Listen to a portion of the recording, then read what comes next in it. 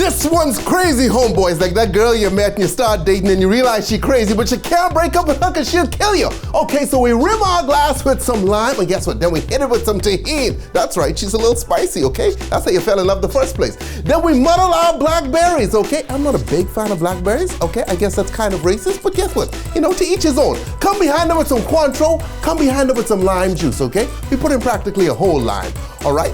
Then we hit it with some agave syrup because we're healthy on this show. We promote good health, okay? I'm doing some sit-ups right now. Crushed ice, okay? And then we come behind and we pour our mix and look at that beautiful layer. But we're not done yet. We can hit it with another layer. Tequila, some sweet and sour, and then some mango nectar, okay? Nectar. Nectar always sounds so delicious, okay? All right, so then we pour that on and we have this 3-layered beautiful drink. Now we have to garnish it, sexify it. Sexification is what we live for. Look at those 2 garnishes. And there you have, look at this handsome guy handing, oh, yes, ladies, you know you want this.